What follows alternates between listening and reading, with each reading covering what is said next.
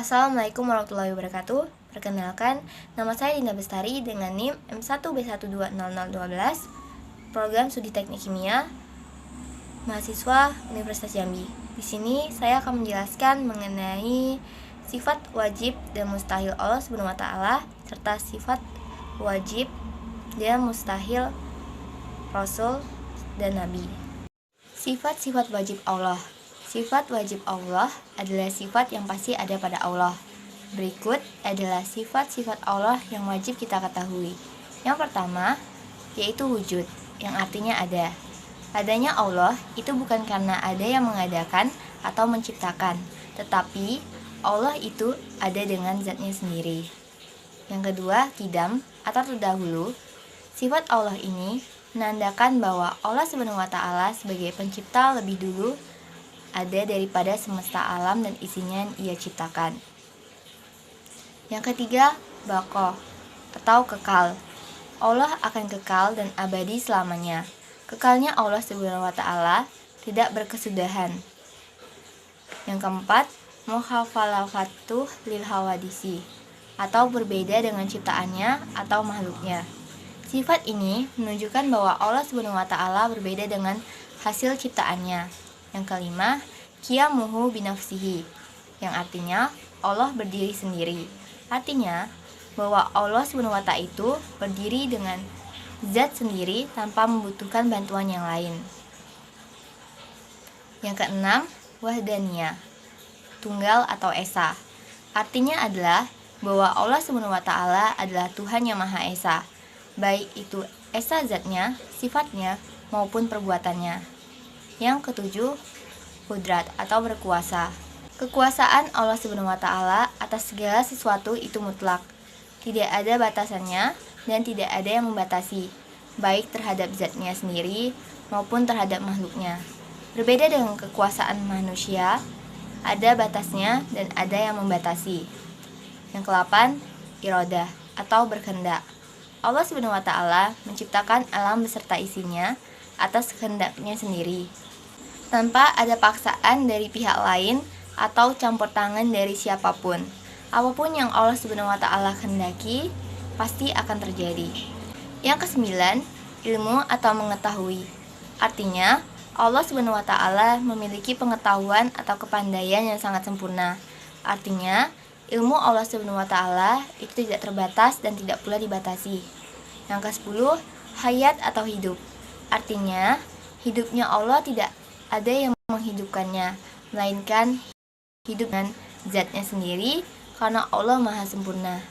Yang ke-11, sama atau mendengar. Allah Subhanahu wa taala mendengar setiap suara yang ada di alam semesta ini. Tidak ada suara yang terlepas dari pendengaran Allah Subhanahu wa taala, walaupun suara itu lemah dan pelan. Yang ke-12, basar, melihat. Allah SWT melihat segala sesuatu yang ada di alam semesta ini. Penglihatan Allah bersifat mutlak, artinya tidak dibatasi oleh jarak atau jauh atau dekat, dan tidak dapat dihalangi oleh dinding. Yang ke-13 yaitu kalam, berbicara atau berfirman.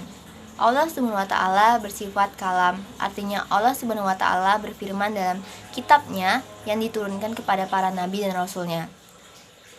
Yang ke-14, qadirun, yaitu keadaan Allah Ta'ala yang berkuasa mengadakan dan mentiadakan. Yang ke-15, muridun, yaitu keadaan Allah Ta'ala yang menghendaki dan menetapkan tiap-tiap sesuatu.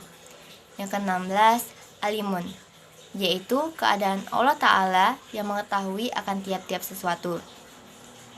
Mengetahui segala hal yang telah terjadi maupun yang belum terjadi. Allah pun dapat mengetahui isi hati dan pikiran manusia. Yang ke-17, hayun, yaitu keadaan Allah Ta'ala yang hidup. Allah adalah zat yang hidup. Allah tidak akan pernah mati, tidak akan pernah tidur, ataupun lengah. Yang ke-18, sami'un, yaitu keadaan Allah Ta'ala yang mendengar. Allah selalu mendengar pembicaraan manusia, permintaan atau doa hambanya. Yang ke-19, basirun, yaitu keadaan Allah Ta'ala yang melihat akan tiap-tiap yang maujudat atau benda yang ada.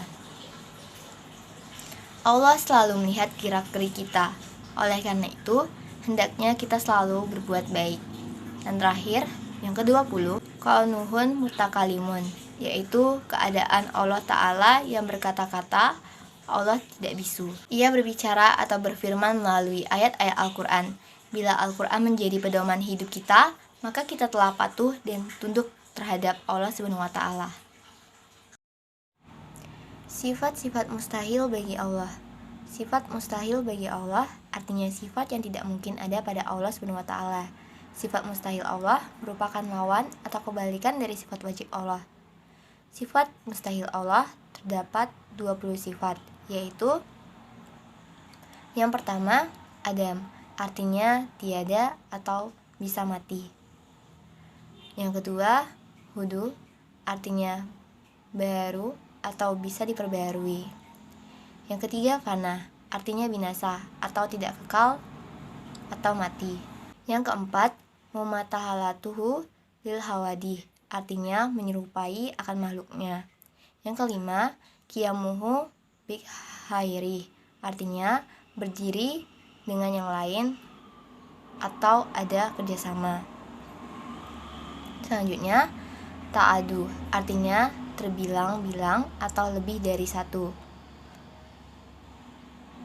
Lalu, Aj, artinya lemah atau tidak kuat. Karahah artinya terpaksa atau bisa dipaksa. Jal artinya jahil atau bodoh.